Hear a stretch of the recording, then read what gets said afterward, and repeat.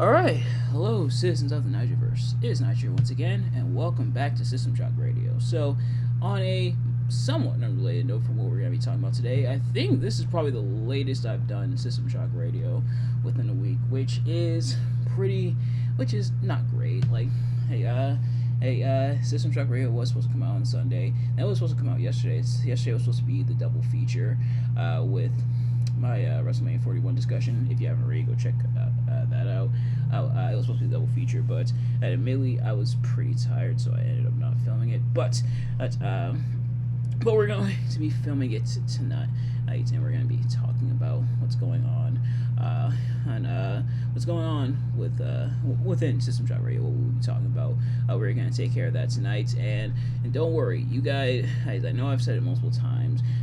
So feel free to roll your eyes, but dadgummit, you guys are gonna get your double feature. I told you would, and you're gonna get it. I'm gonna try to do it tomorrow, where pretty much I do 2 videos in a day. So tomorrow I do have a review lined up, but I also have a discussion. So hopefully, I'm able to do the.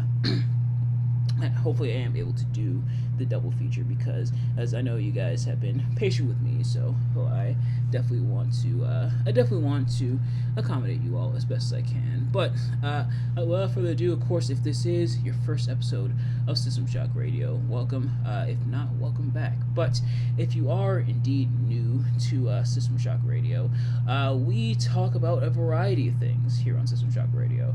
We talk about current events, we talk about nerd stuff like video games, comic books, movies, stuff like that. We talk about some pro wrestling, and we do some inspiration. And so we do quite a bit on here. So without further ado, of course, if you go on to enjoy System Shock Radio or anything else on the channel, be sure to hit the like, leave a comment, subscribe, all that good stuff. And I'll probably reiterate that at the end of the video as well. But sometimes I do it at the beginning, sometimes I put it at the beginning. So without further ado, let's get right into it. So, the first thing that we're going to talk about in this episode is the TikTok ban. So, apparently TikTok may be on its way. Hey, it's kind of sort of being banned. It's admittedly a pretty interesting, complex situation. And I am trying to pull up the article that I read, so that. Which kind of explain, for the most part, what was going on. But yes, TikTok, them banning TikTok, that's been the subject of debate and discussion for a while now.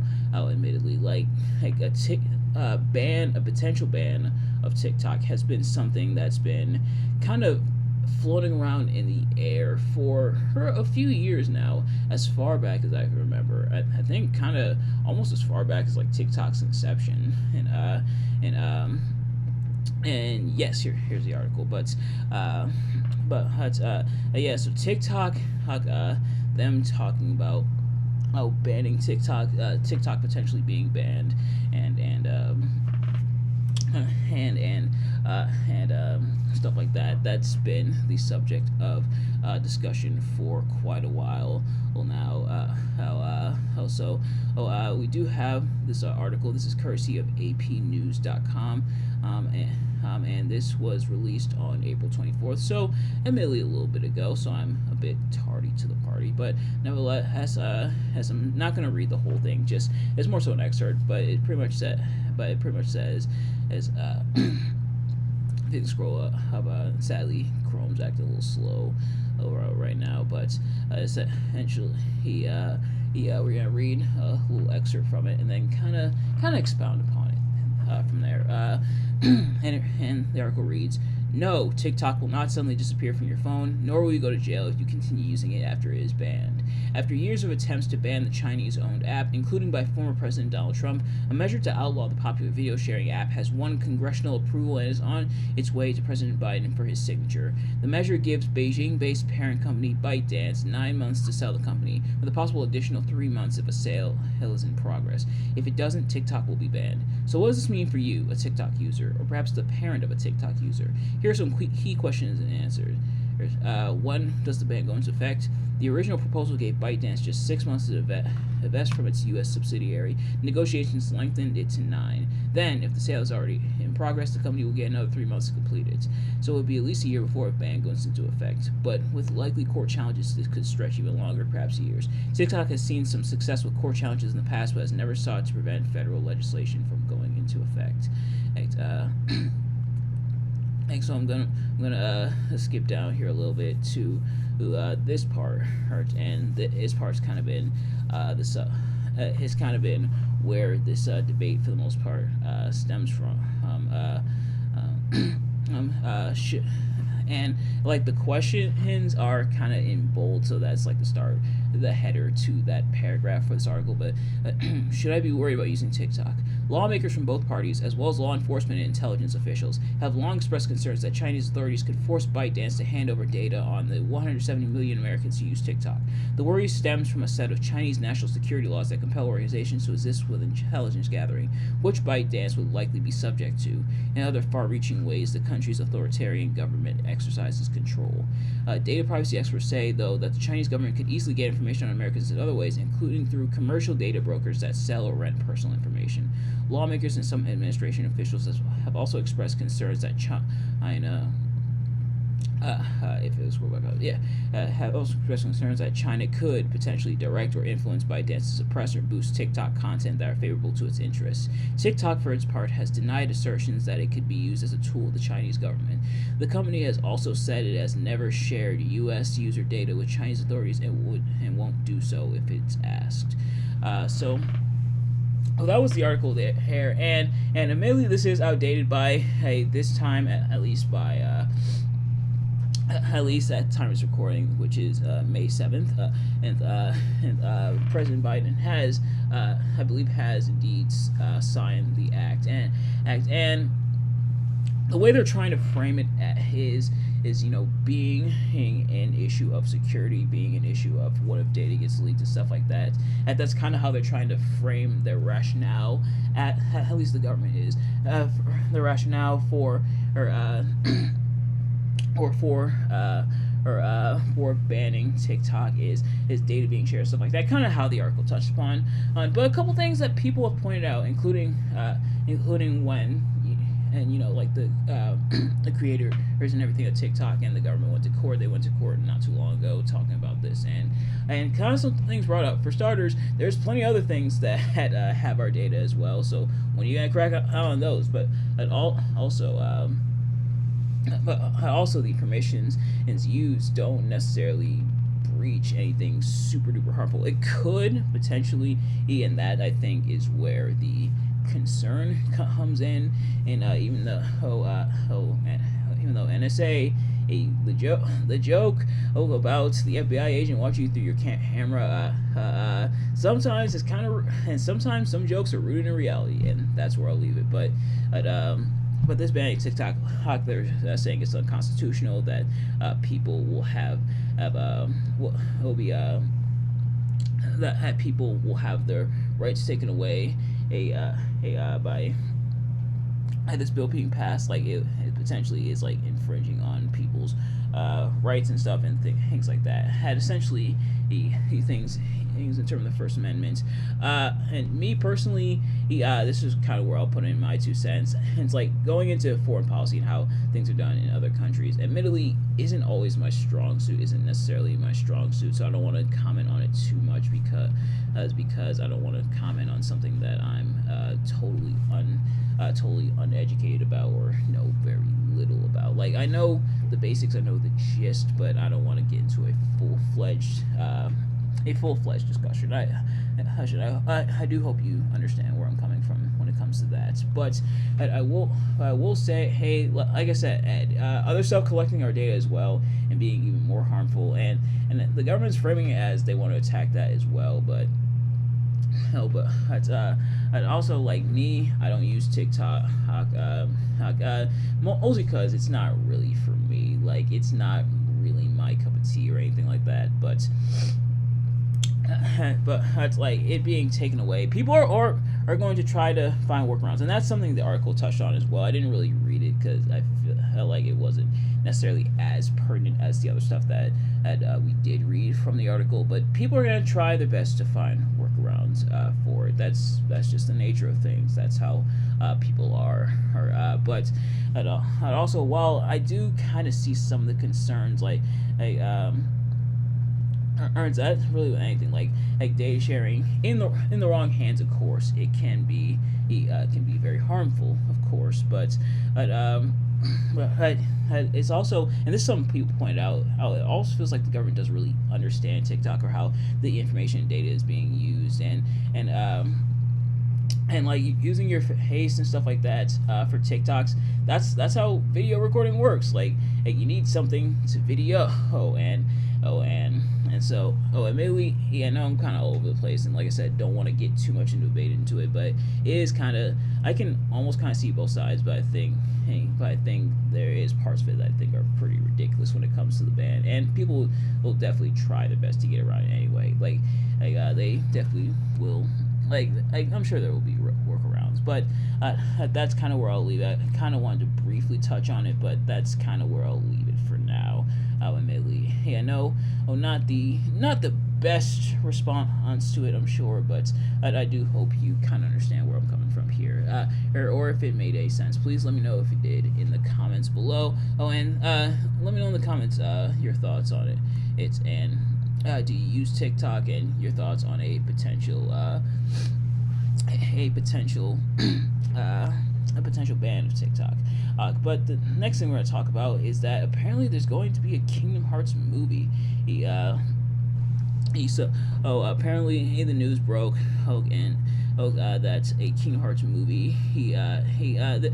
Some were saying movie, some were saying TV show, but some of the reports I saw said movie, but essentially something when it comes to Kingdom Hearts and being in video formats within the media, whether it be a movie or TV show, is apparently in the works. Now, I am someone who does enjoy Kingdom Hearts. I've played most of the games. Like there are a couple that I missed and a couple that I didn't really finish, but I have played most of the games, and the thing is about Kingdom Hearts, the narrative definitely is very much like I can definitely see them making a Kingdom Hearts movie. For sure. Like Kingdom Hearts, for those of you who are unaware, Kingdom Hearts, or just think Final Fantasy mixed with Disney. A story about a boy and his Keyblade and sealing the doors of darkness, combating the forces of darkness. And some Disney characters show up, but having a Kingdom Hearts movie or even a TV show, which do I think would be better? I think Kingdom Hearts would probably work. Like, I can see it going both ways. I think it would work a little bit better as a movie, but but that's mostly just me. But having a Kingdom Hearts movie, I think would be interesting. I'm surprised it's taken them this long to think about, or at least develop a Kingdom Hearts movie. Although I'm sure it's probably been talked about at some point, having a Kingdom Hearts movie. But I think it would be interesting to see how they go about it. What do I think? Which game do I think it would be based on? Like if they're turning it into a full-fledged series, then I'm sure they'll probably start from like the events of the first game and then go from there. They could maybe blend some other elements from other games as well. But Kingdom Hearts movie, I would be kind of interested in. And Disney movies haven't always been the best as of late, but I imagine a Kingdom Hearts movie would be kind of hard to mess up. But the thing is the series does lay a lot of the groundwork. It's confusing at times, but the thing is it's a lot more confusing if you don't really follow it super closely. But if you follow it closely, then things kind of make sense and you can kind of piece things together. But otherwise, well, it is a bit confusing. I think having a Kingdom Hearts movie would be interesting, so I'm interested to see how it would go. But let me know in the comments what you think, how you think a Kingdom Hearts movie would turn out. And I'm sure, first of all, I'm sure there will be a lot more questions that I want you guys to respond to in the comment. And it's, interaction and everything. I love interacting with you guys, but also, quite a few things to think about, and how you think a Kingdom Hearts movie would pan out. Let me know in the comments. But The next thing we're going to talk about is we've had some signings and some re-signings. So, I mentioned in my review of Backlash, if you haven't already, go check that out. Tongaloa, that being Tama Tonga's brother, or appearing in WWE. But he's not the only signing, because apparently Eric Rowan has signed a new deal with WWE, and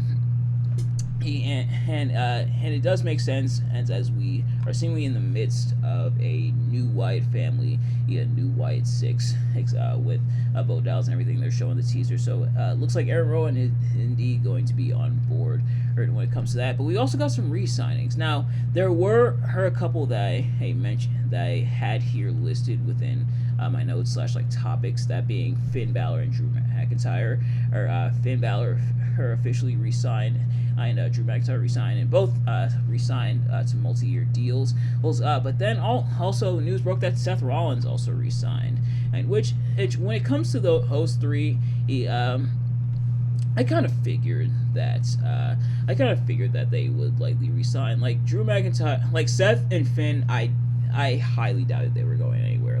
It was kind of interesting why Seth waited so long to resign. And if I'm not mistaken, Becky Lynch still hasn't resigned, yet. And I'm not entirely sure why it took them so long to resign, but I kind of figured they would eventually. I kind of figured they definitely weren't going anywhere. And apparently they got a nice cash bonus as well for resigning, or has said a really nice financial package, which both men have definitely earned it, especially Seth with his run as world champion and everything. Meanwhile, Drew, there was speculation on whether or not he would resign. It was still kind of up in the air, especially with him having not resigned by WrestleMania and everything, and they may or may not pop the world title on him, at least leading into WrestleMania. Whether or not they would pop the world title on him, whether or not he'd be staying, things like that. There was the speculation that he might go to AEW, which while obviously that's not going to happen now that Drew McIntyre has indeed resigned, and it was announced by The Rock of all people, which was pretty cool, and him handing Drew his Claymore sword and everything was really awesome. But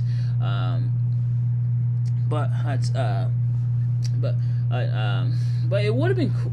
But admittedly, there's a part of me that would have been curious to see what he would have done had he been in other companies such as AEW or so.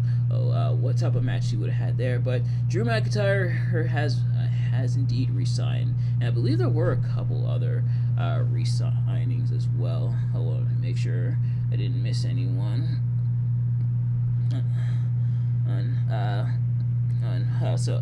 But those are the big ones.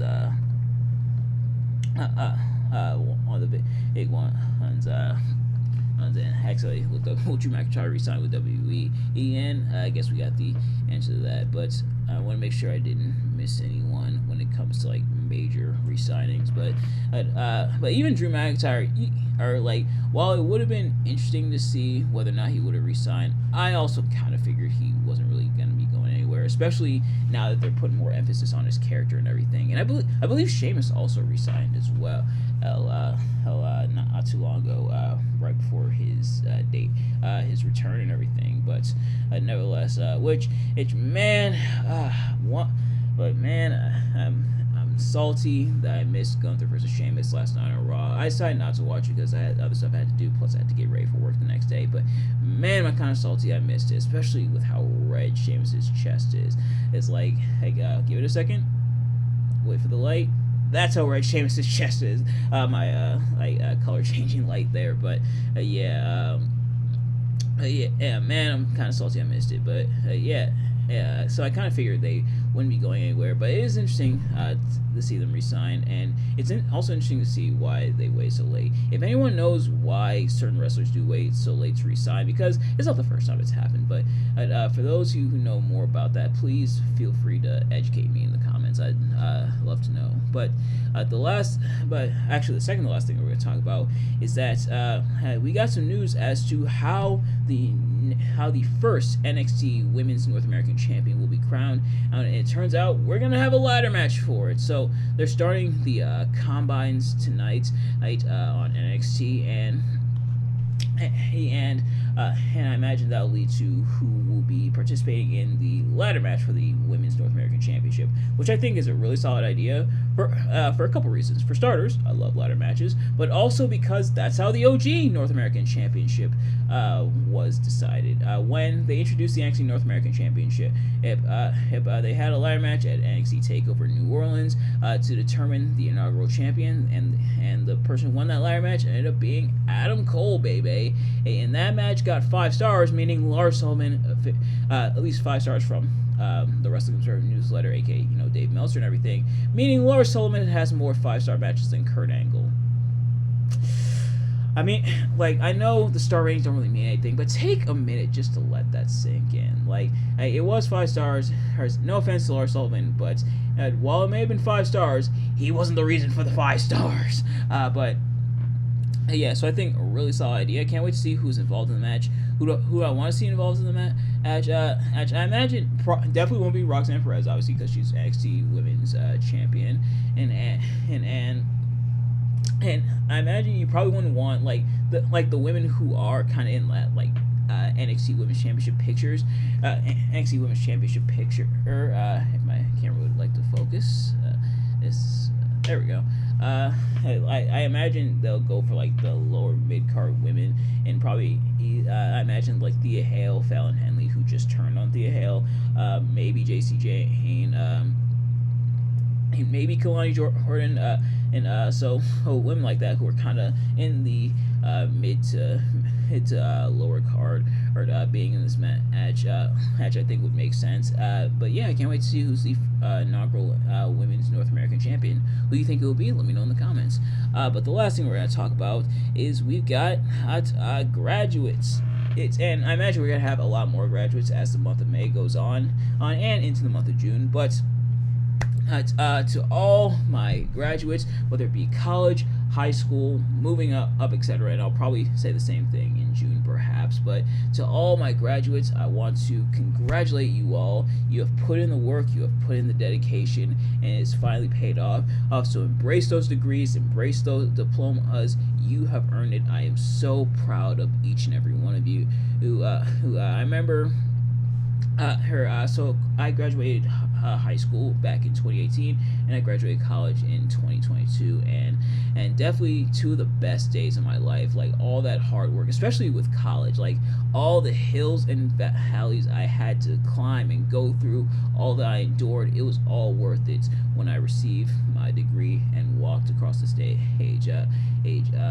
It's such an amazing feeling. It's kind of bittersweet because I'm sure you'll miss some of your, not all your college days, but some of the things you did and some of the people you interacted with in college / high school. But it's such a sweet feeling being able to turn the tassel on your cap and hold your diploma and degree high and say you did it, and feel free to brag about your degree and your diploma as much as you want. Don't let anybody stop you, because you have earned it. You put in the work, you put in the dedication, you put in the hours, all the tears, all the hard work, all the blood and sweat that went into that degree and diploma makes it all worth it. So enjoy your degrees. I am so proud of you. Congratulations to all the graduates. It's whether it be high school or college, those moving up from middle school into high school congratulations to you as well, and enjoy high school, enjoy high school if you're moving up, enjoy college if you decide to go to college or trade school, what have you. But in the meantime, for your accomplishments, and for those of you who may graduate with your masters, bachelors, moving into masters, doctorates, what have you, congratulations to you all. I am so proud of all of you. Be proud of yourselves. You have earned it. But nevertheless, thank you all so much for watching. I hope you enjoyed. If you did, please do me a favor, like, comment, subscribe, share with your friends, and turn on post notifications so you know every time I upload a video so you can see as soon as it drops. And let me know in the comments your thoughts on anything I talked about in this episode of System Shock Radio. Thank you all so much for watching. I will see you guys later. Peace.